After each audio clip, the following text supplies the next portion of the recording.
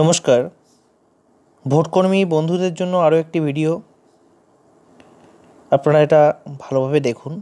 এই ভিডিওটি হলো যেদিন ভোট গ্রহণ হবে ঠিক তার আগের দিন আপনি যখন ডিসি থেকে আপনার জন্য নির্ধারিত পোলিং স্টেশনে গিয়ে পৌঁছলেন এবং সেখানে পৌঁছে আপনি কি কাজ করবেন। প্রথম কাজ হলো পোলিং স্টেশনে পৌঁছে গিয়েই SMS করে জানিয়ে দিন আপনি পৌঁছে গেছেন। তারপরে একটু ফ্রেশ হয়ে ও হালকা খাবার খেয়ে সকলে মিলে ভোটিং কম্পার্টমেন্টের ব্যবস্থা করুন, আলোর ব্যবস্থা দেখে নিন। 3 নম্বরে presiding, first polling, second polling এবং থার্ড পোলিং এবং পোলিং এজেন্টরা পরের দিন কোথায় বসবে তার ব্যবস্থা করুন। সেই অনুযায়ী এই সমস্ত যে পোস্টারগুলো আছে সেগুলো চিটিয়ে দেবেন। পোলিং স্টেশনের বাইরে এইগুলো টাঙিয়ে রাখুন, যেমন area of polling station, list of contesting candidates, form 7A, ARO, কি police officer, sector officer, control রুমের বিভিন্ন contact number. 4 number voter facilitations posters. 5 number CCTV বা ওয়েবকাস্টিংয়ের ব্যবস্থা থাকলে বাইরে বা রুমের ভিতরে এই জাতীয় কিছু পোস্টার চিটিয়ে দেওয়া। 6 নম্বর 1 কপি ইলেকটোরাল রোল। ভোটের দিন সকালেও এটা করতে পারেন। তারপরে প্রিজাইডিং এবং সকল পোলিং অফিসার মিলে প্রত্যেক ফর্ম ও খামে ডিস্টিংগুইশিং মার্ক মেরে রাখুন।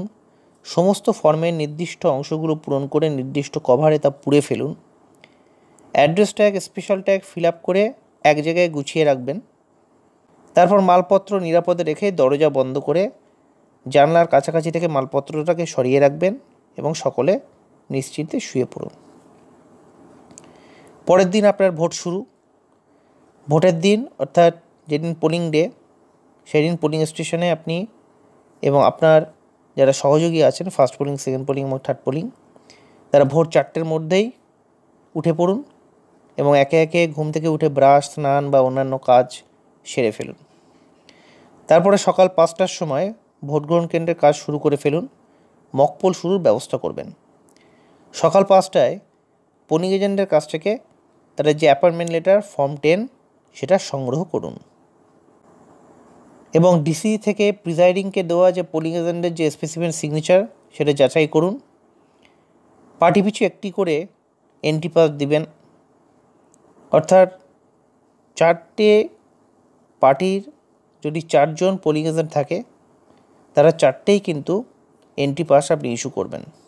রিলিভিং এজেন্টের জন্য কিন্তু কোনো এন্ট্রি পাস দেওয়া হবে না। ওই এন্ট্রি পাসটি তারা দেখিয়ে ঢুকবে এবং বাইরে যাবে। দেখে নিন প্রত্যেক যে পোলিং এজেন্টের যেন অবশ্যই ওই কেন্দ্রের বা বুথের ভোটার তালিকায় নাম থাকে এবং তার এপিক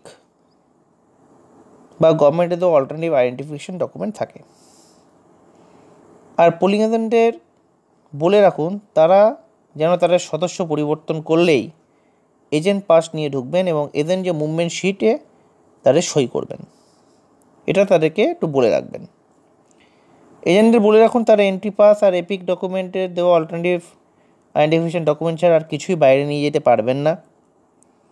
এজেন্টদের বলে রাখুন 3টের পরে, অর্থাৎ দুপুর 3টের পরে কিন্তু কোনো এজেন্ট বাইরে যেতে পারবেন না যতক্ষণ না পর্যন্ত ভোট শেষ হচ্ছে বা মেশিন সিল করা হচ্ছে। এরপর সকাল 5টা 20 মধ্যেই পোলিং এজেন্টের সামনে মকপোলের প্রস্তুতি নেবেন। ঠিক সকাল 5:30টায় যদি অন্তত একজন পোলিং এজেন্ট উপস্থিত থাকে তাহলে মকপোল শুরু করবেন। সকাল 5:30টায় যদি একজনও পোলিং এজেন্ট উপস্থিত না থাকে তাহলে আর 15 মিনিট অপেক্ষা করবেন। 5:45, এই 5:35 পর্যন্ত অপেক্ষা করার পরেও যদি কোনো এজেন্ট উপস্থিত নাও থাকে তাহলেও মকপোল অবশ্যই শুরু করবেন। 5:35-এর আগে না এসে বা তার পরে এসে কোনো পোলিং এজেন্ট যদি বলে আমি প্রথম থেকে আবার মকপোল দেখতে চাই তাহলে তা মানা হবে না। যেমন চলছিল মকপোল তেমনই চলবে। এইটা হলো মকপোলের আগে পর্যন্ত কাজ। এইবার মকপোলটা কীভাবে শুরু করা হবে বা মকপোলের পরে কিভাবে মেশিন রেডি করা হবে সেই সংক্রান্ত যখন ভিডিও আমি দেব তখন তোমরা পেয়ে যাবে। দেখতে থাকো আমার চ্যানেল এবং সাবস্ক্রাইব করো যদি ভিডিওটি ভালো লাগে।